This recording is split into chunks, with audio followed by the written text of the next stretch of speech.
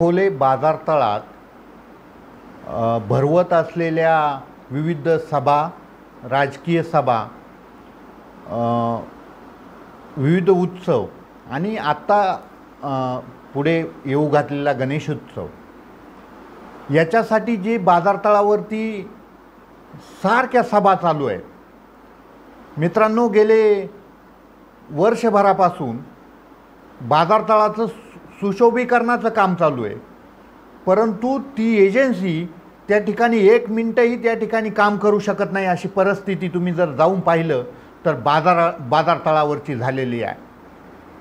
आता पॅन्डल पडलेले आहेत आणि त्या ठिकाणी व्यापारी जे शेतीमालाचे व्यापारी आहेत त्यांनी शेतीमाल घेण्यासाठी थोडंसं आखडती भूमिका घेतलेली आहे. कारण शेतीमाल जर घेतला तर तो पुन्हा विकला जाईल का, ग्राहक येईल का, अशी परिस्थिती त्या ठिकाणी तयार झालेली आहे. परंतु अतिशय हातघाईनं अकोले नगरपंचायतनं काल शेतकऱ्यांचं निवेदन तहसीलदार साहेब, प्रांत साहेब आणि अकोले नगरपंचायतचे नगराध्यक्ष साहेब यांना निवेदन दिल्यानंतर अतिशय तातडीनं त्या ठिकाणी मंडप टाकण्याचा कार्यक्रम या लोकांनी केलेला आहे. अकोले नगरपंचायतीचा अतिशय शेतकऱ्यांच्या प्रति विरोधी भूमिका नगरपंचायतनं सातत्याने घेतलेली आहे. येथील शेतकरी, अकोले तालुक्याच्या शेतकऱ्यांची एकमेव बाजारपेठ, त्या ठिकाणी अकोल्याची बाजारपेठ, अकोल्याचा बाजारतळ आहे. ती काय सभा आणि उत्सव भरवण्याची जागा नाही. परंतु हे या लोकांना सांगणार कोण? अरे, तुम्ही जर 8 दिवस जात नाही तिथे लगेच सभा, कोणत्या तरी राजकीय पक्षाची सभा असते, त्याच्यानंतर 10-10 दिवसाचे गणपती उत्सव, इतर सभा वेगळ्या, आणि या सर्वांसाठी फक्त बाजारतळच आहे. शेतकऱ्यावरती अन्याय करायचा, शेतकऱ्यावरच्या टाळूवरचं लोणी खायची सवय या सर्व सिस्टीमला झालेली आहे आणि यापुढे हे कदापि खपून घेतलं जाणार नाही. काल निवेदन देताना तेवढा अवेअरनेस तळागाळात गेलेला नव्हता. आता गावागावातील शेतकरी, त्या ठिकाणी आम्ही शेतकरी बांधव गावागावात जाऊन जनजागृती करतोय, तर गावागावातला शेतकरी त्या ठिकाणी पेटून उठलेला आहे. या विषयावरती गावागावातला शेतकरी या ठिकाणी तहसील कार्यालयावरती निवेदन देण्यासाठी प्रत्येक गावचे शेतकरी त्या ठिकाणी येत आहेत. उद्यापासून या ठिकाणी प्रत्येक ग्रामपंचायतीचे ठराव त्या ठिकाणी तहसीलदार साहेबांना दिले जाणार आहेत आणि या ठिकाणी जर या विषयावरती जर निर्णय झाला नाही, अकोले नगरपंचायतनं जर ताठर भूमिका घेतली, तर उद्यापासून शेतकरी कोल्हार-घोटी राज्यमार्गावरती त्या ठिकाणी अकोले शहराच्या मध्यवर्ती त्या ठिकाणी बाजार भरवतील आणि दिवसभर त्या ठिकाणून रस्त्यावरून उठणार नाही याची सर्वस्वी जबाबदारी त्या पोलीस प्रशासनाची, तहसील प्रशासनाची. प्रत्येक दिवशी 2-2, 4-4 निवेदनं येऊन सुद्धा त्या ठिकाणी राजकीय कार्यक्रम असतील त्या ठिकाणी कुणीही आम्हाला भेटलेलं नाही.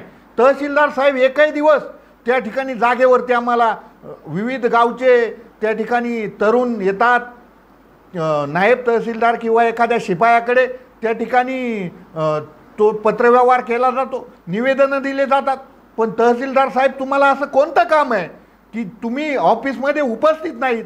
आदिवासी सर्व समाज त्या ठिकाणी जे रेशन कार्डचे कामं आहेत, मित्रांनो, मी 2 दिवसापासून या विषयाच्या निमित्ताने तहसीलवरती जातोय. आजही मोठी लाईन त्या ठिकाणी लागलेली आहे. ऑनलाईनची कामं त्या ठिकाणी उरकत नाहीत.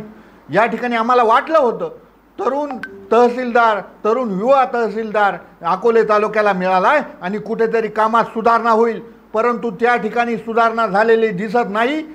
आणि या पुढील काळात त्या रेशनिंगच्या संदर्भातही मोठं जनआंदोलनचा रेटा त्या ठिकाणी उभा करावा लागेल.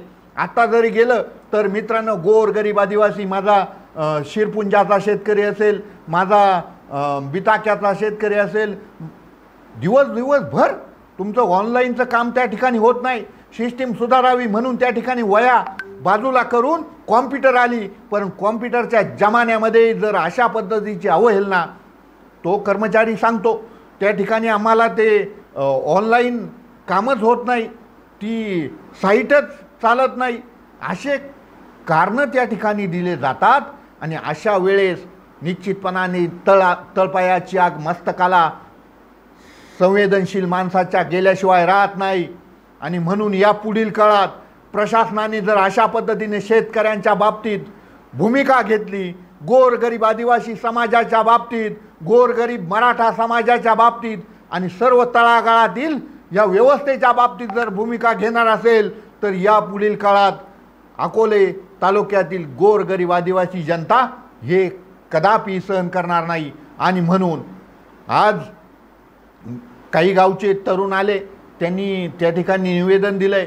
उद्या काही गावच्या ग्रामपंचायतींचे ठराव येतील, उद्या काही गावचे तरुण आणखीन त्या ठिकाणी येण्यासाठी इच्छुक आहेत. आणि एक दिवस संपूर्ण बाजार हजारोंच्या संख्येनं रस्त्यावरती पाट्या मांडून त्या ठिकाणी शेतकरी बाजार भरवतील. आणि त्या दिवशी प्रशासन त्या सर्व प्रक्रियेला जबाबदार राहील अशी मी विनंती करतो. माननीय मेहरबान तहसीलदार साहेब, अध्यक्ष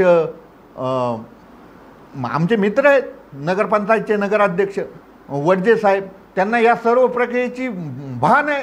शेतकरी माणूस आहे. आम्हाला वाटलं होतं कुठंतरी शेतकऱ्याबाबतीत संवेदनशील भूमिका त्यांची असेल, परंतु नाही मित्रांनो.